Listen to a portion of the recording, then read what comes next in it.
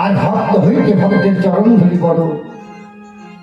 তাই দয়া করে আপনাদের শ্রীচরণ ধুলি আমাদের মস্তকে দেবেন। আপনাদের শ্রীচরণ ধুলি মস্তকে করে নিয়ে আমরা গাইব এই 22 কবি পদ্মপুরাণ, মা মনসা মঙ্গল কাব্য। তবে যাই হোক, আজ আমাদের সকালে গান শুনেছেন চাঁদ মনসার বাদ। এই চাঁদ মনসার বাদে কি হয়েছেন? চাঁদ মানব পুত্র চাঁদ মনসার সঙ্গে বাদ করে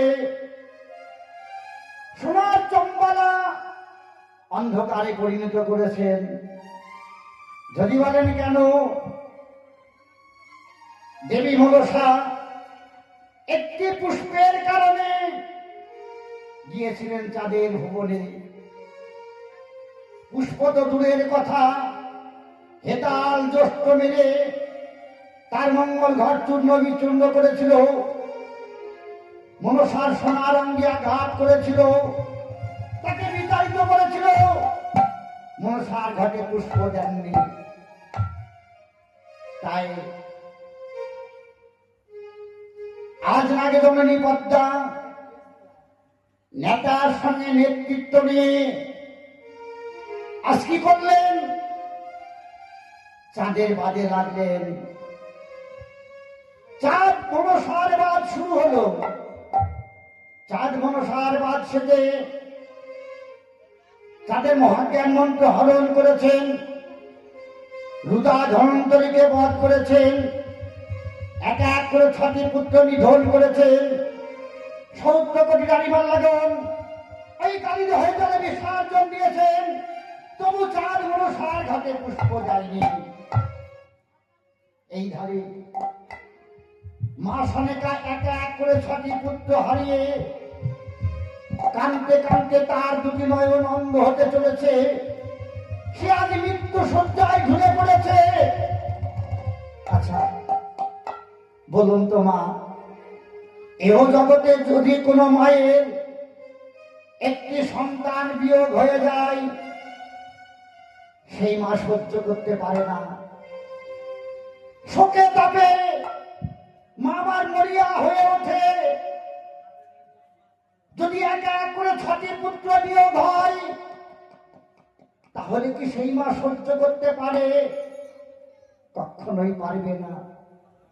মা সনেকা এক এক করে 6টি পুত্র হারিয়ে কাঁদতে কাঁদতে তার 2টি নয়ন অন্ধ হয়ে গেছে। সে আজ মৃত্যুর সঙ্গে লড়াই করছে। তাই আজ মা মনসা দূর থেকে দেখেছেন যে মা সনেকার কোল থেকে এক এক করে 6টি পুত্র আমি কেড়ে নিয়েছি। মা সনেকা যে পুত্র থেকে কাঁদতে কাঁদতে সে আজ মৃত্যু শয্যায়। আমি কেমন করে সহ্য করব? আমি যে নারী, নারী হয়ে নারীর কান্না তো আমি সইতে পারছি না। নাগজননী পদ্মাবতী কোথায় গিয়েছেন? না মহাদেবের কাছে, তার পিতার কাছে। পিতার কাছে গিয়ে বলছে, পিতা গো পিতা, আমি আর পুষ্প চাই না পিতা, আমি আর দেবী হতে চাই না পিতা। ওই যে দেখো পিতা, চাঁদের এক এক করে 6টি পুত্র হরণ করেছি, রুদা ধনন্তরীকে বধ করেছি, চাঁদের মহাজ্ঞান মন্ত্র হরণ করেছি, 70 কোটি রানীমাল লাগন ওই কালিদে হয়ে জলে বিসর্জন দিয়েছি। তবু চাঁদ আমার ঘটে পুষ্প দিল না। আমি যে মা সনেকার কান্না সইতে পারছি না পিতা। ওই 6 পুত্র তুমি ফিরিয়ে দাও পিতা। আমি আর পুষ্প চাই না, আমি আর দেবী হতে চাই না। তাই আজ দেবীদের মহাদেব আজ মনসাকে বলছে, মনসা রে, ওই 6 পুত্র ফিরিয়ে দেওয়া সম্ভব নয়। তার থেকে তুমি এক কাজ করো মা। এমন কি কাজ? না, মা সনেকার কোলে একটি পুত্র সন্তান দান করো। দেখবে মা আমার এক এক করে 6টি পুত্র হারিয়েছেন। যদি পুনরায় একটি সন্তান লাভ করে, সেই সন্তানকে নিয়ে লালন পালন করতে করতে সেই 6 পুত্রের কথা সে ভুলে যাবে। তাই মনসা বলছে, পিতা গো, আমি এমন সেবক কোথায় পাবো যে মা সনেকার করে আমি দান করব? এমন সেবক আমি কোথায় পাবো যে মা সনেকার করে আমি দান করব? মহাদেব বলল, মা, এমন সেবক তুমি কোথায় পাবে জানো? তুমি চলে যাও ইন্দ্র সভায়, দেবলোকে গিয়ে দেখবে দুইজন নর্তকী, নাম হচ্ছে উষার অনুরুদ্ধ। একটি কাঁচা সরার উপরে দুটি দেহ নৃত্য করে। তুমি একা যাবে না মা, তুমি সঙ্গে নারদকে নেবে। তারা যখন নৃত্য গীতে বিভোর হয়ে থাকবে, নারদকে পাঠাবে আগে ভেদ রূপে, আর তুমি নিজে সর্পরূপ ধারণ করবে, সর্পরূপে যাবে ইন্দ্র সভায়। আর সর্পরূপ উষা অনুরুদ্ধ দেখবে, সর্পরূপ দেখে উষা অনুরুদ্ধ তার ভঙ্গ হবে, আর ইন্দ্রদেব তাদের অভিশাপ করবে, আর সেই অভিশপ্ত দেহে এই ধরায় জন্ম দেবে, নাম হবে বেহুলা আর লক্ষিন্দর।